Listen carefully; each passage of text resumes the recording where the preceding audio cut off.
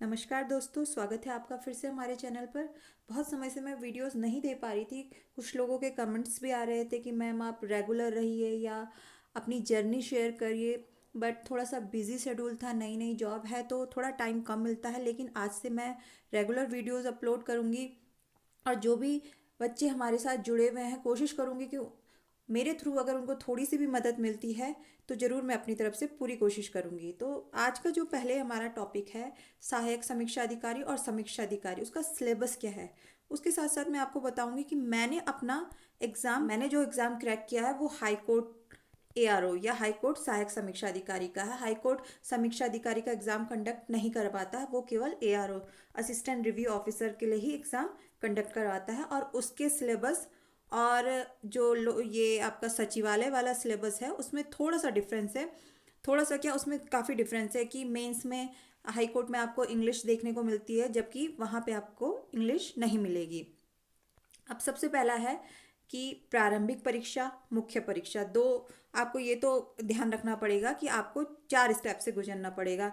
प्रारंभिक प्रीलिम्स होगा, फिर उसके बाद आपका प्रीलिम्स मेंस, आपकी टाइपिंग टेस्ट होगा, उससे पहले कंप्यूटर होगा और आपका टाइपिंग टेस्ट होगा। ये आपको केवल क्वालिफाई करना होता है। जबकि प्रारंभिक और मुख्य और जो आपके मार्क्स जुड़ते हैं, जो मेन मेरिट बनती है वो आपके मेंस के अकॉर्डिंग बनती है, जो आपका सिलेक्शन होता है।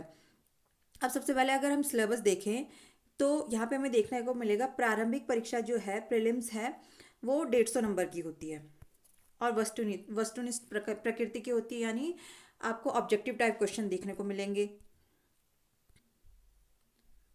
अब अगर आप सिलेबस को देखें, गो थ्रू करें, तो आपको दिखेगा सामान्य विज्ञान, आपको हिस्ट्री, ज्योग्राफी, जो सब आते हैं, सामान्य विज्ञान हो गया, भारत का इतिहास, भारतीय अर्थव्यवस्था, आपकी इकोनॉमिक्स हो गया, जनसंख्या, पर्यावरण और विश्व का भूगोल, भारत का भूगोल, आपका राष्ट्रीय और अंतर्राष्ट्रीय महत्वपूर्ण घटनाक्रम, सामान्य बुद्धि परीक्षण, यानी आपको थोड़े बहुत रीजनिंग और मैथ्स के भी क्वेश्चन आते हैं, और कंप्यूटर का प्रारंभिक ज्ञान। इसके साथ साथ आपको एक चीज़ और देखने को मिलती है कि यहाँ पे हमें लास्ट में देखने को मिलेगा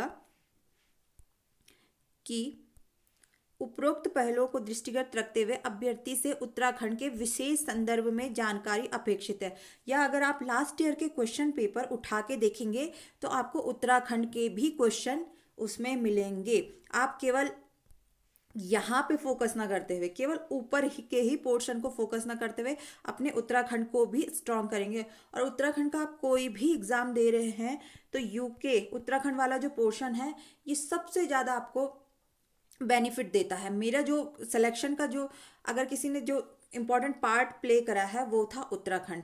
40 में से मेरा जो था एआरओ का, उसका सिलेबस थोड़ा डिफरेंट था हाई कोर्ट का। उसमें 200 नंबर का प्रीलिम्स था और 40 नंबर की आपकी 40, हाँ लगभग 40 से 50 नंबर की उत्तराखंड आई थी।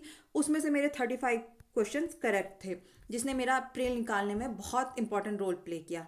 अब मैं अगर अपनी बात करूँ कि मेरा प्रीलिम्स निकला कैसे था, तो मैं सबसे पहले आपको एक चीज़ बता दूँ। ये जो आपका फॉर्म था ये दोबारा से आया था ईडब्ल्यूएस वालों के लिए।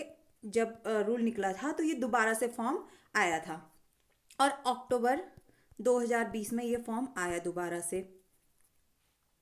19 में, सॉरी 2019 में। और इसका एग्ज़ाम हो गया था आपका दिसंबर एंड 29 दिसंबर 2019 में। तो आप देखिए केवल 2 महीने का टाइम था। और ये मेरा जो पहला फॉर्म था, जो मैंने उत्तराखंड का पहला फॉर्म भरा था, वो यही था। इससे पहले मैं केवल टीचिंग के एग्ज़ाम की तैयारी करती थी और सेंट्रल के मैंने एसएससी वगैरह के 2-4 एग्ज़ाम दिए थे।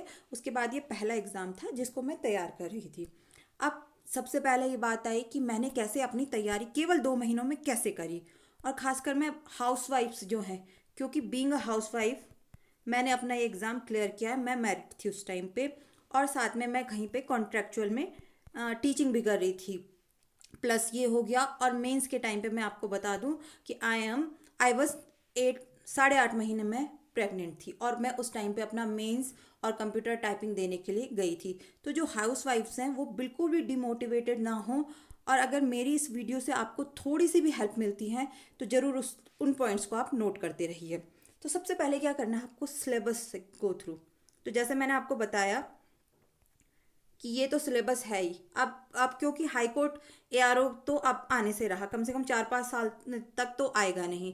तो अब आएगा आपका सचिवालय और लोक सेवा आयोग वाला हो गया, तो उसका सिलेबस जो यहाँ पे आपको सामने दिख रहा है।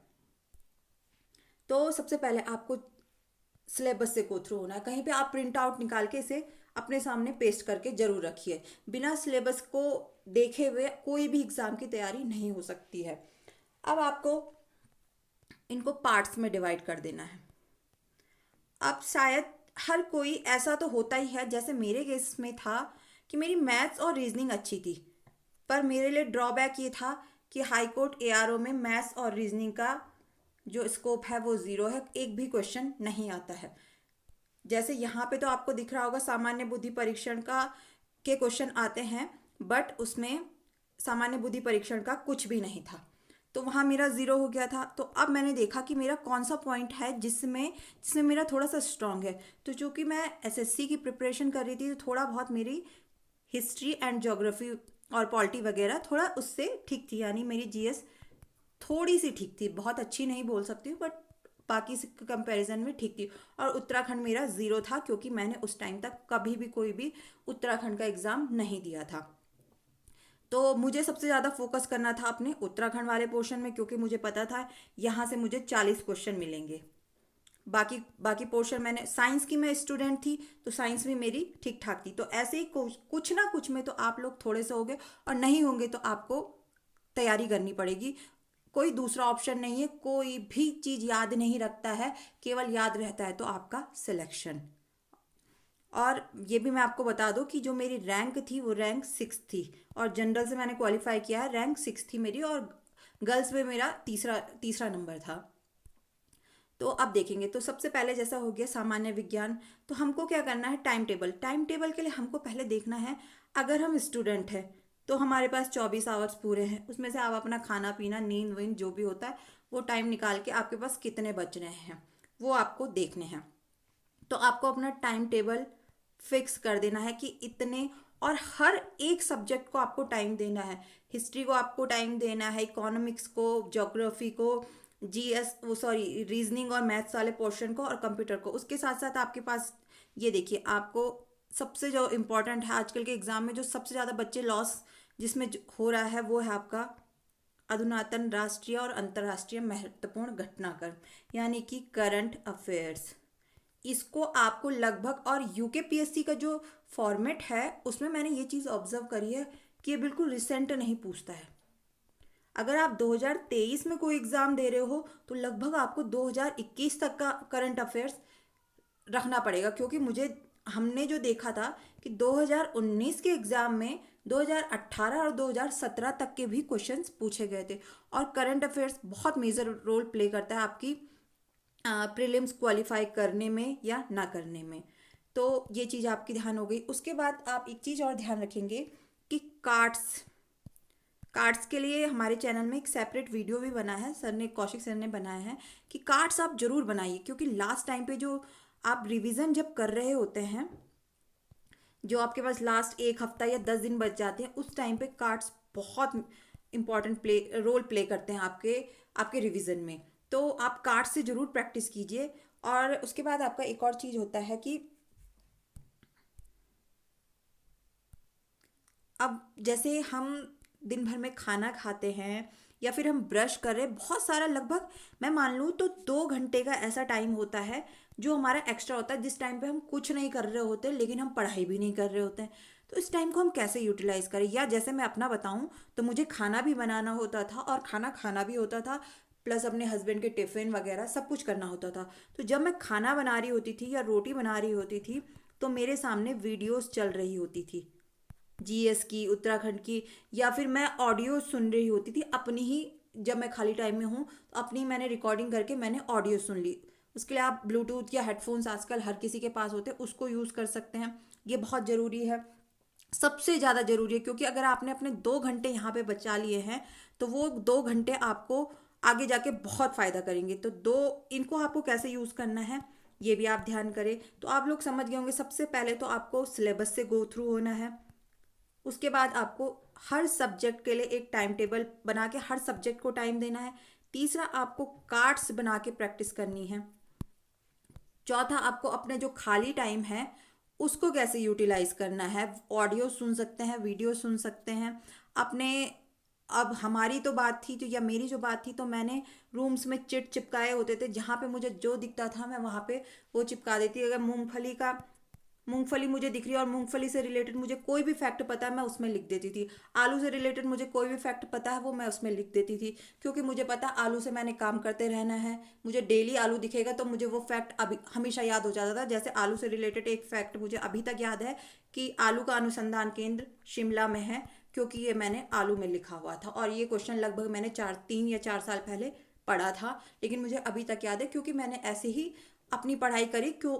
बिकॉज मेरे पास केवल 2 महीने का टाइम था और मुझे उसी में ही करना या मरना, मेरे सामने यही स्थिति, करो या मरो, मुझे सिलेक्शन चाहिए था। सेम मेंस की जो बात हुई, मेंस की मैं आपको किसी दूसरे वीडियोस में बताऊंगी, क्योंकि मैं प्रेग्नेंट भी थी, मुझे डॉक्टर्स की विजिट करनी होती थी, प्लस मुझे मेंस की प्रिपरेशन करनी थी, प्लस मुझे कंप्यूटर की, प्लस टाइपिंग मेरी सब ज़ीरो थी, मुझे सब करना था। और मैंने उसके बाद भी 6th रैंक के साथ सिलेक्शन पाया है। तो कोई भी हाउसवाइफ है, स्टूडेंट है, चाहे कोई वर्किंग वूमन है, कोई भी डिमोटिवेट नहीं होना है।